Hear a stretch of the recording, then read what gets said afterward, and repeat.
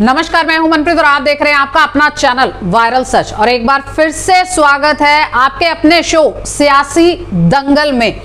राजनीति के गलियारों में जो सरगर्मियां हैं, चुनावी सरगर्मियां हैं, बढ़ती जा रही हैं क्योंकि मात्र एक वर्ष रह गया है चुनावों में। जी हां, निगम के चुनावों में एक वर्ष रह गया है।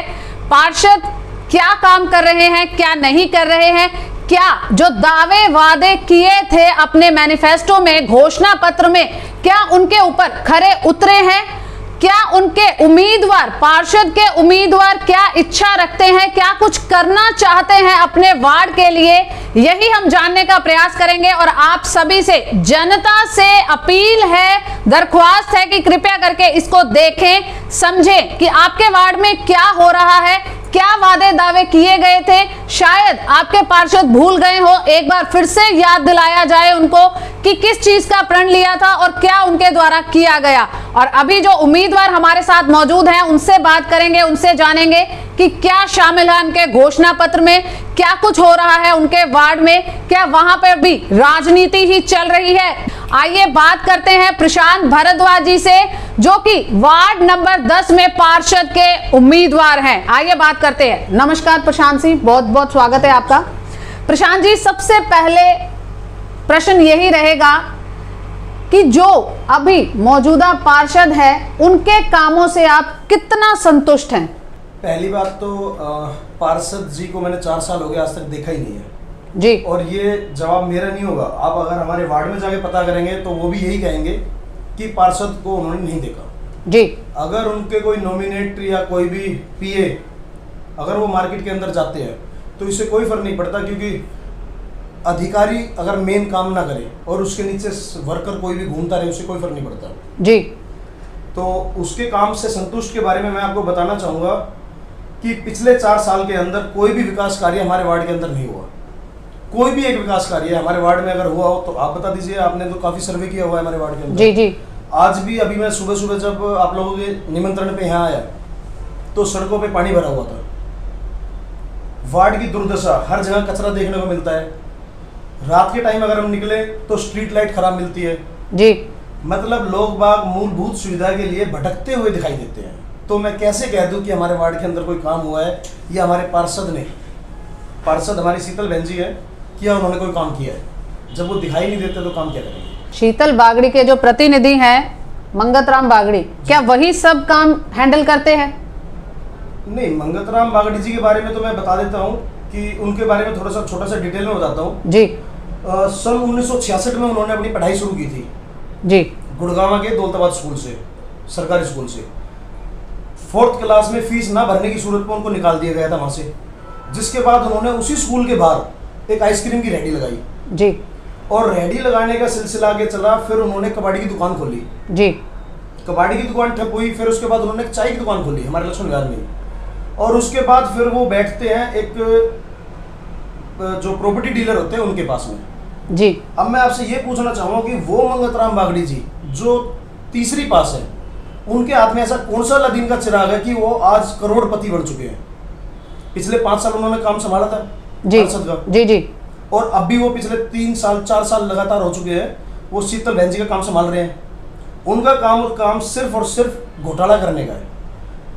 हर जगह घोटाला, मतलब हमारे वार्ड नंबर 10 के अंदर अगर आप कहेंगे बिजली, पानी, सड़क, सीवर, सफाई, कोई एक चीज ऐसी जिसके अंदर उन्होंने घोटाला ना किया हो। इसका सबूत अगर आप सर्वे करेंगे ना तो हमारे वार्ड नंबर 10 की सड़कें एक बार नहीं, 2 बार नहीं, 3 बार, 4 बार बन चुकी है। लेकिन मैं कहता हूं कि वार्ड नंबर 10 के अंदर कोई भी एक सड़क ऐसी दिखा दे जो दोबारा बनी। आज उनकी हालत देखिए आप, टूटी पड़ी है सारी सड़कें जी। तो वो तो एक घोटाले का जीता जागता नाम है मंगतराम बागड़ी जी, क्योंकि 2020 दिसंबर 2020 में, अभी रिसेंटली 7-8 महीने पहले 23,12,000 रुपए का एक टेंडर पास हुआ था हमारी जीटीए साफ करवाने का और नई जीटीए बनाने का जी।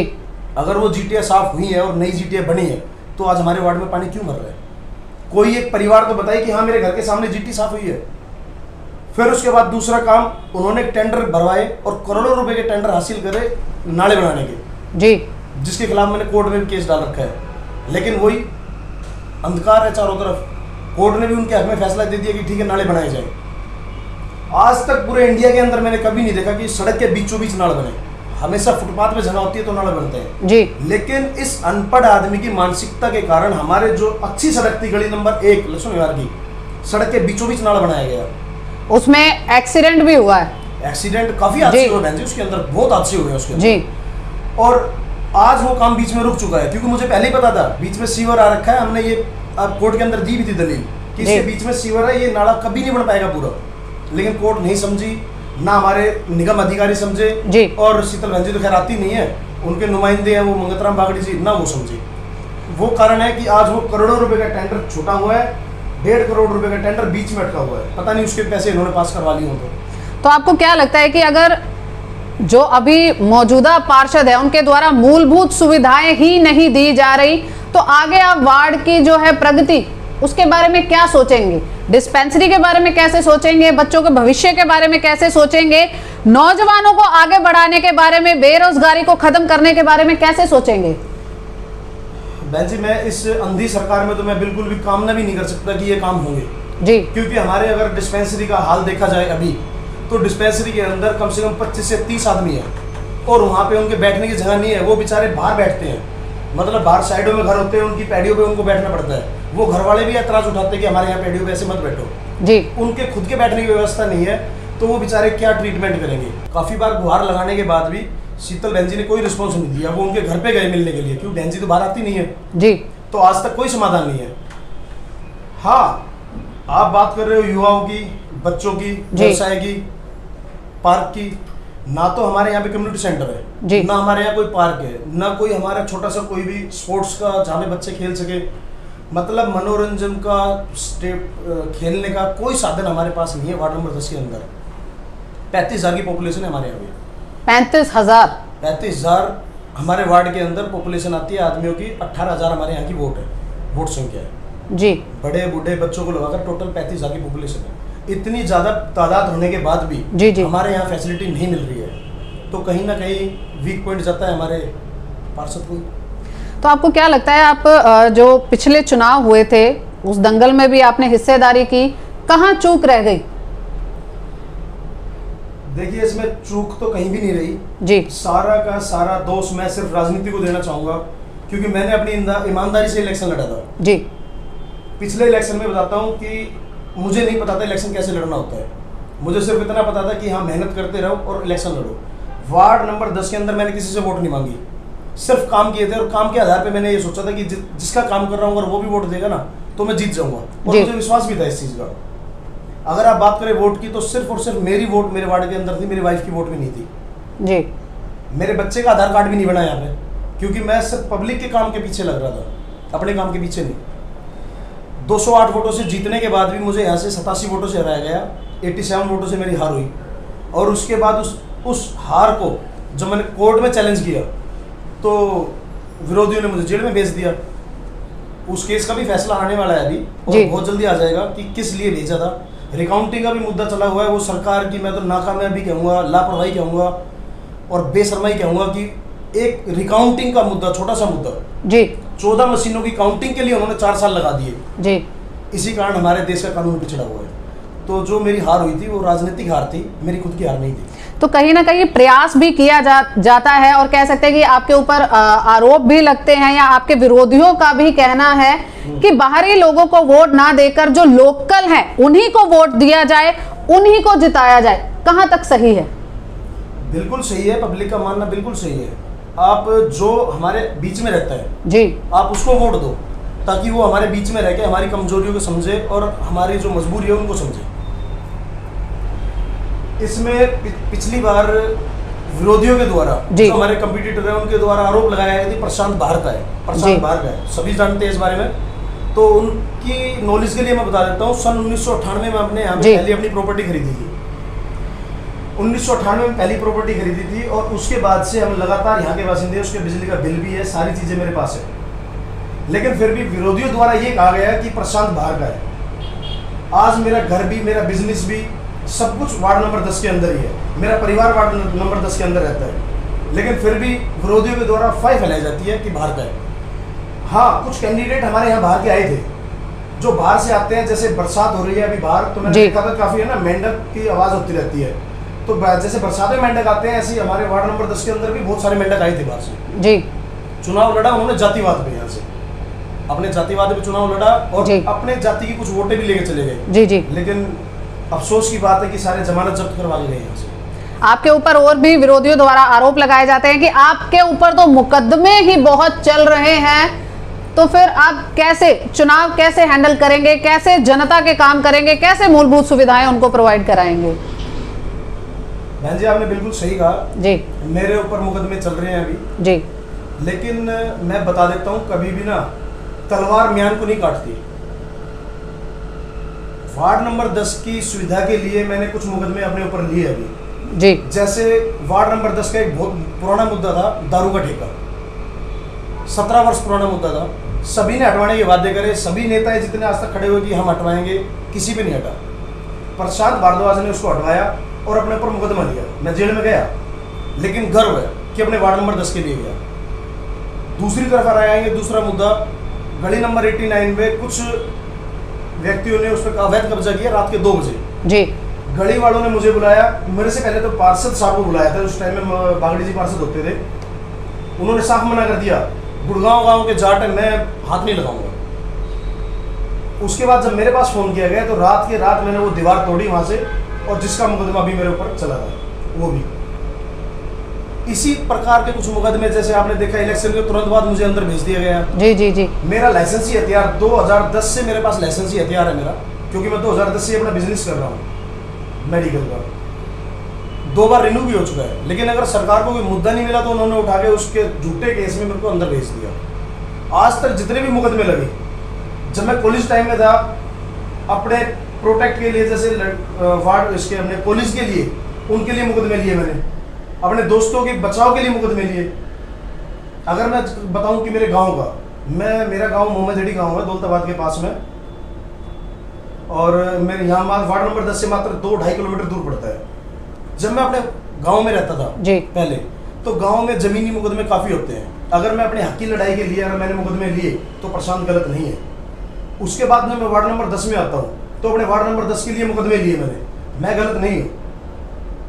अगर मैं अपनी रक्षा खुद नहीं कर सकता, अगर कोई बाहरी आदमी मेरे को चोट पहुंचाता है, जी जी, जैसे अभी रिसेंटली अब 2018 के अंदर एक आदमी ने मेरे चोट मारी, हमारे लक्ष्मण विहार में ही रहता है वो। अगर प्रशांत अपनी फैसिलिटी, अपनी सुरक्षा नहीं कर सकता, तो मैं जनता की क्या सुरक्षा करूँगा? मैंने बदला लिया, 4 टाके आए, 4 के बदले 24 दिए। तो ये भी एक संदेश मैं देना चाहता हूँ विरोधियों को कि सामाजिक काम करो, प्रशांत आपके साथ है, लेकिन अगर समाज के खिलाफ काम करोगे जी, प्रशांत साथ नहीं है, चाहे वो मेरा वोटर हो, सपोर्टर हो, या मेरा कोई कंपटीटर। और अगर मुकदमे की बात करें तो मेरे ऊपर तो चलो जो मुकदमे मेरे यारी दोस्ती के, मेरे परिवार के और मेरे वार्ड के लिए मैंने ले रखे हैं, विकास कार्य के लिए। लेकिन अगर मैं अभी हाल फिलहाल पार्षद के परिवार की बात करूं तो वो तो खुद घोटाले में घिरे हुए हैं, उनके हस्बैंड के ऊपर अभी घोटाले का मुकदमा दर्ज हुआ है जी। तो वो कैसे कहेंगे कि प्रशांत क्रिमिनल है? कम से कम घोटाला तो नहीं किया, अपने वार्ड के साथ धोखा तो नहीं किया, अपने वार्ड को बेचा तो नहीं मैंने। आपने अभी प्रशांत जी कहा कि आपने काम के दम के ऊपर ही कोशिश की कि आप अपनी जो जनता है उसको एक साथ लेके आ सके। क्या काम किए गए आपके द्वारा? क्या कुछ काम ऐड थे आपके घोषणा पत्र में? बहन जी, घोषणा पत्र मैंने बनाया ही नहीं अपना। 2017 के चुनाव में मैंने अपना कोई घोषणा पत्र नहीं बनाया जी। मैं सिर्फ एक संदेश देता था वार्ड वासियों को, आप मुझे काम बताओ, आपके काम करना मेरा काम है। मैं कोई भी काम वादे से नहीं करता कि मैं हाँ कर दूंगा, मैं करके दिखाता हूँ। अगर आप काम कहे तो हमारा वार्ड नंबर 10 2-2 किलो के सिलेंडर लेके गैस के और घूमता था चारों तरफ। 3800 गैस कनेक्शन प्रशांत भारद्वाज ने अपने ऑफिस में दिलवाई। सीवर का अगर मैं कहूँ तो सीवर की जितनी भी कंप्लेंट हमारे पास आती थी, सारी सीवर की कंप्लेंट हम पूरी करते थे। बीपीएल कार्ड बनाने, जिस परिवार को सबसे अत्यधिक आवश्यकता थी उसके बीपीएल कार्ड हमने बनवाए। डाकखाना फ्लाईओवर के नीचे हमने खुलवाया। डाकखाना मंगतराम बागड़ी जी के और पार्षद साहब के बिल्कुल घर के सामने है। अगर आप वहाँ देखेंगे ना तो बैठने की व्यवस्था नहीं थी। लोग बाग गर्मी में, बड़े बुजुर्ग हमारे, हमने ऐसा कौन सा गुनाह किया है कि हमारे बुजुर्ग वहाँ गर्मी में बैठते थे? जून जुलाई गर्मी में एक ऐसा ही वाक्य था, मैं गर्मी में अपनी गाड़ी लेके जा रहा था वहाँ से, तो बहुत से बुजुर्ग धरती बैठे थे। गाड़ी से नीचे उतर के मैंने अपने जुराब और जूते निकाल के जब फर्श पे पैर रखा ना, तो मेरे पे भी नहीं रखा गया जी। तो जब मैंने उनकी पीड़ा समझी कि किस तरीके से हमारे बुजुर्ग यहाँ बैठते होंगे, बेंचों का अरेंजमेंट किया और वहाँ उसके सामने बेंचों की व्यवस्था करवाई बैठने की। सारे विकास कार्य, बिजली लगवाना, लोगों के लिए पानी के टैंकर की फैसिलिटी करवाना, जी जी, बीपीएल कार्ड बनवाना, मतलब A to Z जितने भी काम मेरे पास आए कभी मना नहीं किया हमने। जो मेरे बस में भी नहीं थे ना, गलियां पास करवानी, निगम के चक्कर काट काट के गलियां पास करवाई हमने। तो जितने भी हमने विकास कार्य करवाए सारे अपने दम पे करवाए। सरकार ने इसमें कोई सहयोग नहीं दिया, ना हमारे पार्षद साहब ने कोई सहयोग दिया इसमें। वायरल सच के कैमरे के ऊपर ठेकेदारों ने बताया कि पार्षदों के द्वारा, पार्षदों के पति जो हैं उनके द्वारा और पार्षद के जो प्रतिनिधि उनके द्वारा डायरेक्ट 10% कमीशन है लिया जाता है। तो क्या लगता है आपको कि इस ईमानदारी को आप सही कर पाएंगे? बिल्कुल सही कर पाएंगे। जैसे में कोई अच्छा आदमी आएगा जी, अगर जनता के द्वारा चुना हुआ कोई अच्छा आदमी आएगा तो बिल्कुल सही हो पाएगा। आज के टाइम में ये बिल्कुल सही बात है, ठेकेदारों के द्वारा कमीशन दिया जाता है क्योंकि उनको मजबूर किया जाता है। और इस काम के लिए हमारे वार्ड नंबर 10 सबसे नंबर 1 फेमस है कि ठेकेदारों को परेशान करके उनसे पैसे लेना। ठेकेदार काफ़ी कंप्लेंट करते हैं जी, लेकिन मजबूर है कि उसकी हम रिटर्न दरखास्त भी देते हैं लेकिन कोई समाधान नहीं होता। हाँ, ठेकेदारों को परेशान किया जाता है, इसीलिए अपना विकास कार्य प्रॉपर तरीके से नहीं कर पाते बेचारे। प्रशांत जी, लास्ट सियासी दंगल, ये हमारे प्रोग्राम सियासी दंगल का अंतिम प्रश्न आपसे पूछना चाहूंगी। क्या कुछ करेंगे आप अपनी जनता के लिए, वार्ड नंबर 10 के लिए? क्या रहेगा विजन, क्या रहेगा मिशन? क्यों जनता आपको चुने? वार्ड के विकास के लिए मैंने सोच रखा है कि कहाँ हमारा धर्मशाला बननी है जी, कहाँ हमारा कम्युनिटी सेंटर बनेगा, कहाँ हमारी स्पोर्ट्स एकेडमी बनेगी, और सबसे बड़ी बात कहाँ हमारे वार्ड नंबर 10 का पार्क बनेगा जी। दूसरे पार्षदों की तरह कभी भी अखबार के अंदर मैं इश्तिहार नहीं देता या जाके वो कहते हैं ना दरखास्त देनी, जी जी, तरीके का मैं कभी कोई काम नहीं करता। हम अपने दम पे काम करना जानते हैं। वो लोग सिर्फ और सिर्फ अखबारी नेता बने हुए हैं, अखबार के अंदर देते हैं, कोई काम नहीं होता ग्राउंड लेवल पे। लेकिन मैं अगर जीतता हूँ अपने वार्ड से तो वार्ड के लिए सभी चीज़ों का निवारण होगा। आज जो जनता अपने डॉक्यूमेंट्स के लिए दर दर घूमती है, राशन कार्ड, आधार कार्ड, बीपीएल कार्ड ये बनवाने के लिए, वोटर कार्ड बनवाने तक के लिए धक्के खाती है, मैं कहता हूँ कि सारे काम एक छत के नीचे होंगे। वार्ड नंबर 10 को ग्राउंड भी मिलेगा, पार्किंग भी मिलेगी, पार्क भी मिलेगा, कम्युनिटी सेंटर भी मिलेगा, एक अच्छी अपनी पीएचसी जो सुविधा केंद्र है वो भी मिलेगा, स्पोर्ट्स एकेडमी भी मिलेगी, और मुझे इसका पता है कि कहाँ बनवाना है वो सारा। बहुत बहुत धन्यवाद प्रशांत जी हमारे साथ बात करने के लिए। तो ये थे हमारे साथ वार्ड नंबर 10 में पार्षद के उम्मीदवार प्रशांत भारद्वाज। बहुत ही अच्छी बात है कि अगर आप राजनीति को संभालना चाहते हैं, जनता की सेवा करना चाहते हैं, तो कमीशन को छोड़कर कहीं ना कहीं जनता के बारे में ही सोचना होगा। और बड़ी बात, अगर मूलभूत सुविधाएं भी अगर जनता को नहीं दे सकते तो क्या आप पार्षद बनने के लायक हैं? क्या आप पार्षद के चुनाव लड़ने के लायक हैं? क्या जो वादे दावे आप करते हैं चुनावों के टाइम में और बहुत बहुत बड़ी कहानियां सुनाई जाती हैं चुनावों के समय में, क्या वो सही है? धरातल पर एक बार जाएं, अपने वार्ड में ही घूमें और देखें कि क्या कुछ नहीं सह रही आपकी जनता, किस तरीके से दर दर भटक रही है सिर्फ एक कार्ड बनाने के लिए। सियासी दंगल का यही प्रयास रहेगा कि आपको हर वार्ड के बारे में जागरूक करा जाए, बताया जाए कि अभी भी जो पार्षद 5 साल से बने हुए हैं, बैठे हुए हैं, शायद उनको धरातल पर किसी ने देखा ही नहीं है। 5 साल के समय में 4 साल का समय लगभग पूरा हो चुका है, 1 साल का समय है जो निगम के चुनावों का है।